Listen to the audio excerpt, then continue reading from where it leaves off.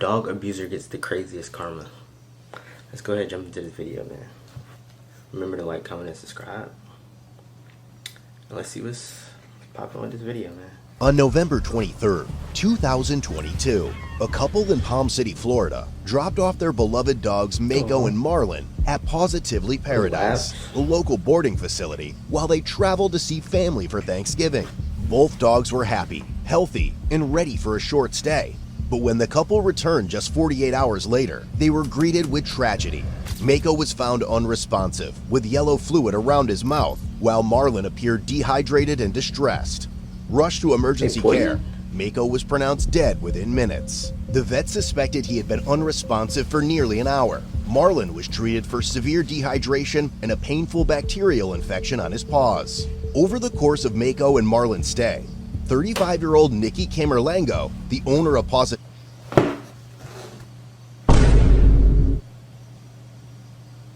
Why is she looking at me like that, bro? She's looking at y'all too. Total beast. Positively Paradise exchanged messages with the couple, assuring them that both dogs were doing well. In one message, Nikki claimed Mako was having a little hard time adjusting, though they've done well. But the reality was these dog sitters. I gotta go back. A bacterial infection on his paws. Over the course of Mako and Marlin's stay, 35-year-old Nikki Camerlengo, the owner of Positively Paradise, exchanged messages with the couple, assuring them that both dogs were doing well. In one message, Nikki claimed Mako was having a little hard time adjusting, though they've done well. Yet the reality was far darker. The couple confronted Nikki about the death, and after several unanswered calls later, Nikki sent only one text saying, "I can assure you we took the best possible care of him." Following Mako's death, Martin County Sheriff's deputies and animal control officers attempted a welfare check at Positively Paradise. They were blocked by a locked gate and received no response from Nikki. They made several attempts to reach Nikki by phone at her home, which was connected to the facility, but received no response. Hi, you reached Nikki, the dog trainer. We would absolutely love to help you. The mailbox is full and cannot accept any messages at this time. Goodbye. Soon after, a detective with the sheriff's office began an investigation into the facility. The results of Mako's necropsy were inconclusive, leaving no grounds for criminal charges. However, animal control discovered other violations. 8 animals were kept in cages without water, leading to civil citations for Positively Paradise. Mako's... Yo, what is the point of doing this? Like, definitely purposely. Why are you not? Okay. Dude, she just want to torture animals. Owners were determined to give his death purpose, vowing to prevent similar tragedies. They expressed, "I want to make sure whatever my husband and I can do to help change some of those laws, and to help ensure that people like Nikki, who aren't licensed and who aren't providing truly holistic and appropriate care, are not allowed to be in business anymore." The sheriff's office later discovered that, about a year earlier, another individual had boarded his dog at the facility for a few days. He reported that Nikki lost his dog while running it alongside a golf cart, but failed to inform him until a full day later. The dog was missing for 8 days, and he was never told beforehand that the facility's exercise routine included running dogs around the block tied to a golf cart. Despite these incidents, Nikki continued to operate her business for another year, until a second report surfaced of a dog dying under her care. In March 2024, another devastating... She got so many dog bodies. Oh my goodness, she catching bodies left and right. Incident occurred. A woman boarded her healthy golden doodle Flurry at Positively Paradise. Days later, she received a call from Nikki saying Flurry was unresponsive. It was only after the incident that the owner learned of Mako's case. Although Nikki claimed Flurry's condition was pre-existing, Flurry's vet confirmed that the dog was healthy prior to boarding. The sheriff's office reported that Nikki's company license was active in 2023, but was not renewed in 2024. They noted that, although no criminal charges had been filed, there were significant concerns. When a news station contacted Nikki, she commented, "I understand they lost their pet, and I get it. That's horrible. I wouldn't wish that on anyone, but as a business owner, I don't feel like I need to be taken down." Nikki claimed she had not mistreated any animals and insisted both dogs had pre-existing conditions before arriving, saying Mako suffered from pneumonia and Flurry had an oxygen issue. However, Mako's necropsy showed no signs of viral or bacterial pneumonia, and although Fleury had kennel cough several months earlier, her veterinarian considered her healthy. Nikki told reporters that she planned to continue her work, saying, "This is what I do. I'm a master dog trainer. I'm nationally certified." The sheriff's office, aware that 2 otherwise healthy dogs had died under her care, expressed that she should not be involved in animal care. Nonetheless, Nikki still faced no criminal charges, and the investigation into Positively Paradise remained open. Days after the story circulated in the news, a third person came forward recounting the loss of her pet at the facility. She explained that in 2018, she had left her 4-month-old Rottweiler, Red, at Positively Paradise for a week of training. Then she received a call from Nikki, asking her to come in because Red's back legs were no longer working and he couldn't stand. Nikki claimed Red had contracted parvo, a deadly virus, possibly from a rabbit or squirrel. Since Red hadn't yet received his final parvo booster, the owner initially accepted this explanation. However, her veterinarian later raised concerns, but offered a completely different diagnosis. Red had a bruised trachea, and his spinal cord appeared severed. The virus wasn't to blame. The only option left was to put Red down. When approached by news reporters for comment, Nikki stated, "They painted it to seem like I run a torture camp, which isn't accurate at all. These dogs are my life." She added that she intended to continue training dogs elsewhere. Later that month, the sheriff's office was notified of yet another dog death at Positively Paradise, marking the 4th fatality under Nikki's care. According to the owners, Nikki had picked up their 2 dogs from their residence, but just a few hours later, they received a call from her stating that Bo, their 2-year-old male Cavapoo, was found unresponsive in a kennel where she had placed him after grooming. The owners soon learned of other news stories detailing similar incidents involving Nikki's. Bro, I'm pretty sure all the dogs around the block has heard of this lady.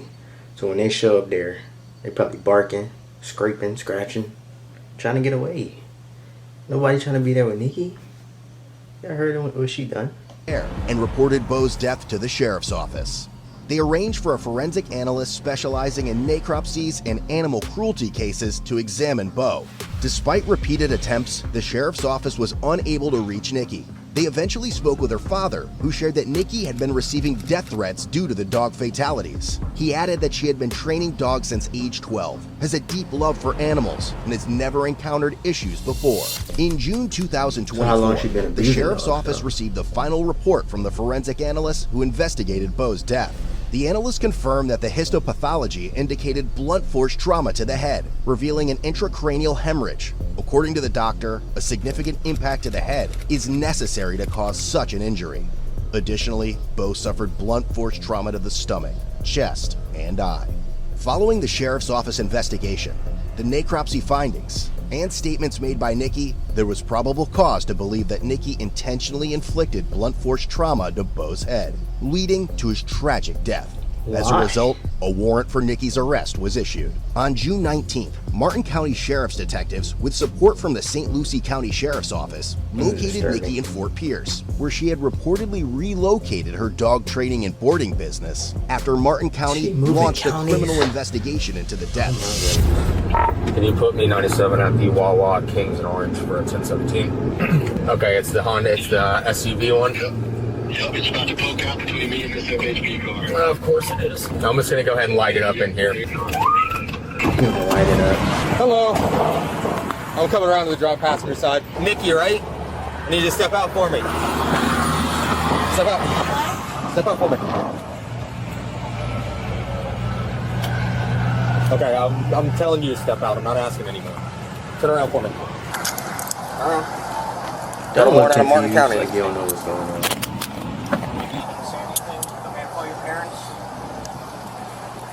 What's up, man? Want to take your phone with you? Use your purse, your phone, your personal belongings. Yeah. Want me to grab it for you? Yes. Okay. Where are you taking her?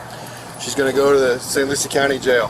St. Lucie County Jail. Ultimately, so she has a bond. It's a $20,000 bond. All right. So she's gonna go there first. She can't bond out. She'll be right back to Martin County. All right. Do I bond her out of the prison, at the jail, or where? You can, yeah.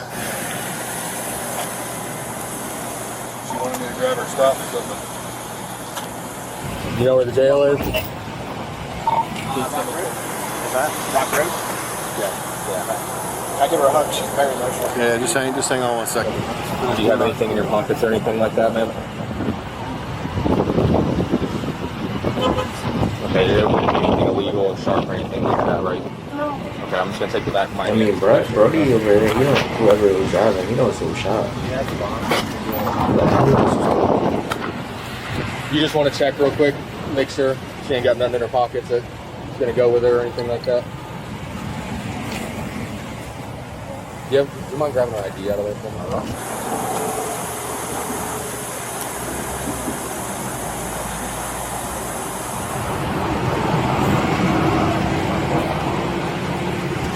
Nothing in here gonna get you in trouble, right? No drugs, weapons, nothing like that.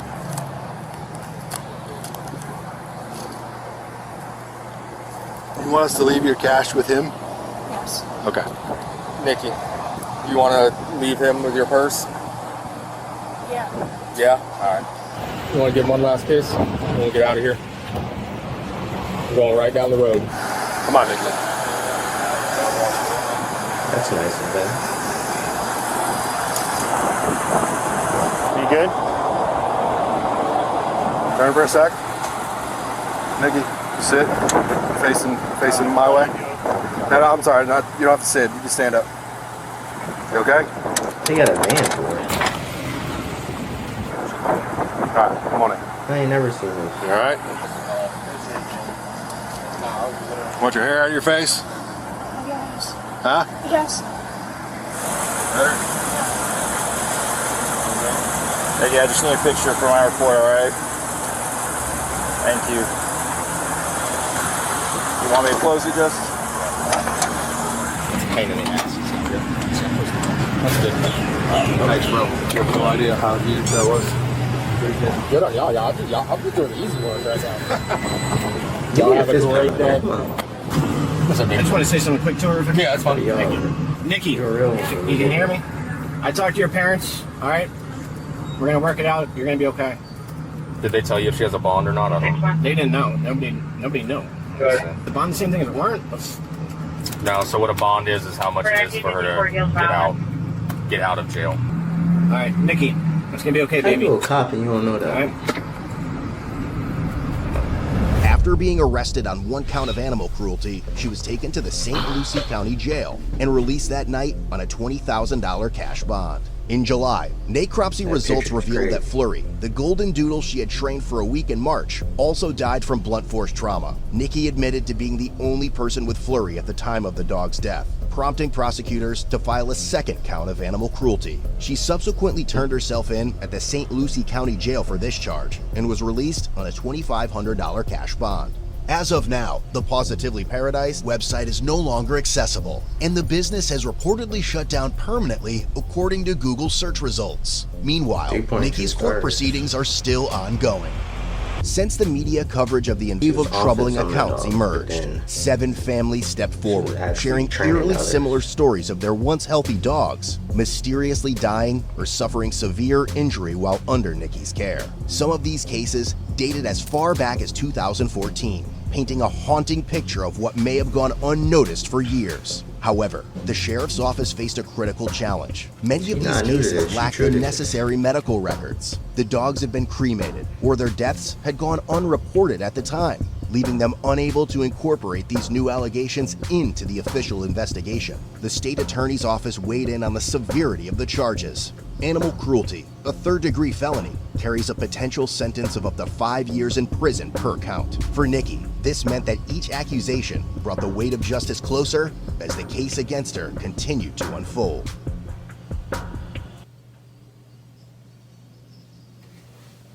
Man, justice for all the dogs out there, man. Let me know how y'all feel down in the comments. Please subscribe if y'all haven't already. Show some love to your boy. And I'm out. One simple question. Is it a banger? Show me a love.